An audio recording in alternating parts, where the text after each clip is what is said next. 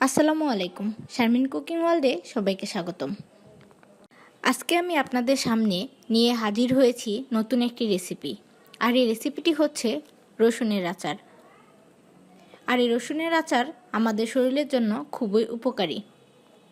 আজকের রেসিপিটা তৈরি করার জন্য আমার লাগছে 400 গ্রামের মতো রসুন। এখানে আমি বড় কোয়া রসুনটাই নিয়েছি। আচারের জন্য বড় কোয়া রসুনটাই পারফেক্ট। 250 গ্রাম সরিষার তেল, গোটা কয়েক কাঁচামরিচ, 5টা শুকনো মরিচ, 1 টেবিল চামচ লবণ, অল্প একটু পরিমাণের হলুদ। হলুদটা আপনারা ইচ্ছামতো দিতেও পারেন, নাও দিতে পারেন, তবে হলুদটা ব্যবহার করলে আচারের রং খুবই সুন্দর আসে। নিয়েছি হাফ কাপ পরিমাণের ভিনেগার, আর নিয়েছি রাঁধুনির ছোট একটা পাঁচফোড়নের প্যাকেট। আপনারা চাইলে এই পাঁচফোড়নটা ঘরেও বানিয়ে নিতে পারবেন। এখন আমি ব্লেন্ডারের সাহায্যে পাঁচফোড়নগুলোকে হালকা একটু গুঁড়া করে নিব। আপনারা দেখতেই পাচ্ছেন এখানে হালকা একটু গুঁড়া হয়ে গিয়েছে পাঁচফোড়নগুলো। আচারের জন্য মশলাটা তৈরি।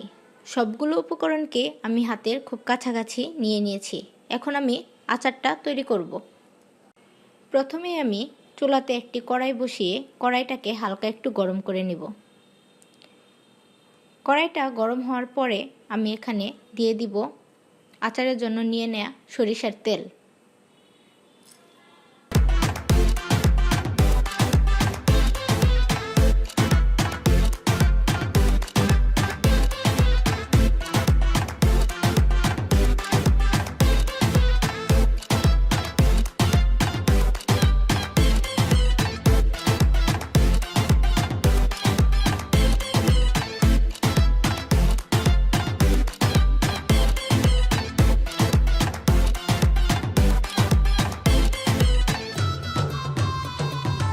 আপনারা দেখতেই পাচ্ছেন তেলটা গরম হয়ে গিয়েছে। এখন আমি এখানে দিয়ে দিব গোটা কয়েক শুকনো মরিচ। শুকনো মরিচ তেলে বাগার দিলে আচারের ফ্লেভারটা খুবই সুন্দরভাবে আসে।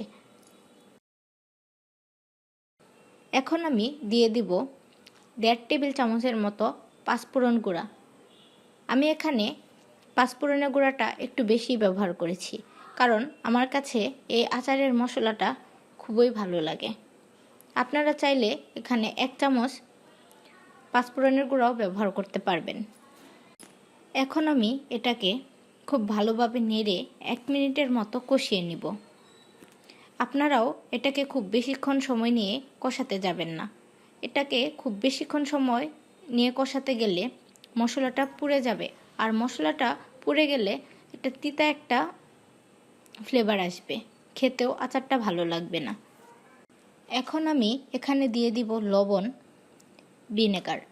ভিনেগারটা দেওয়ার পরেই আপনারা দেখতে পাচ্ছেন তেলটা অনেকটাই ফুলে উঠেছে। তেলটা ফুলে ওঠার সাথে সাথে আমি হালকা একটুভাবে নেড়ে দেব। এখন এখানে দিয়ে দিচ্ছি রসুন, কাঁচামরিচগুলো। আমার আচারে সবগুলো উপকরণই পর্যায়ক্রমে দেয়া কমপ্লিট হয়েছে। এখন আমি এগুলোকে খুব ভালোভাবে নেড়ে নিব এবং অল্প আঁচে বা মাঝারি আঁচে 10 মিনিটের মতো রান্না করব। আমি এখানে চুলার আঁচটাকে মাঝারিই রেখেছি, কেননা চুলার আঁচটা যদি হাই হিটে রাখা হয় তাহলে আচারের মশলাগুলো পুড়ে যাবে, আর আচারের মশলাগুলো পুড়ে গেলে আচারের টেস্টটাই চেঞ্জ হয়ে যাবে। তাই আমি এটাকে মাঝারি আঁচেই রান্না করব। কিছুক্ষণ পর পরই আমি এগুলোকে খুব ভালোভাবে নেড়ে নিচ্ছি। আপনারাও কিছুক্ষণ পর পর আচারটাকে নেড়ে নেবেন, তা না হলে আচারগুলো পুড়ে যাবে। ফিরছি 10 মিনিট পর। আপনারা দেখতেই পাচ্ছেন আচারটা অনেকটাই হয়ে গিয়েছে। আচারটা তৈরি করার সময় অবশ্যই খেয়াল রাখবেন আচারের রসুনগুলো যাতে বেশি সিদ্ধ না হয়ে যায়। বেশি সিদ্ধ হয়ে গেলে রসুনগুলো ভেঙে যাবে, আর ভেঙে গেলে আচারটা দেখতেও ভালো লাগবে না, আর খেতেও ভালো লাগবে না। অবশ্যই তাই রসুনের বিষয়টা আপনারা মাথায় রাখবেন। এখন আপনারা দেখতেই পাচ্ছেন আমার আচারটা কতই পারফেক্টভাবে হয়ে গিয়েছে। এখন আমি এটাকে নামিয়ে ঠান্ডা করে নিব। এবং ঠান্ডা হয়ে গেলে এটাকে আমি একটা পাত্রে পরিবেশন করে নিব। আপনারা এই আচারটা বাসায় তৈরি করবেন, আর এই আচারটা রুটি বা খিচুড়ির সাথে খেতে খুবই ভালো লাগে। ঠান্ডা হওয়ার পর আমি আচারটাকে একটা বাটিতে পরিবেশন করে নিয়েছি।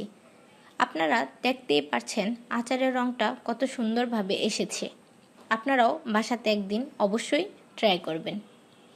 আজকের ভিডিওটাই যদি আপনাদের ভালো লাগে তাহলে অবশ্যই ভিডিওটিতে একটি লাইক দিবেন এবং চ্যানেলটিকে সাবস্ক্রাইব করবেন। আজকের মতো এই পর্যন্তই। আল্লাহ হাফেজ।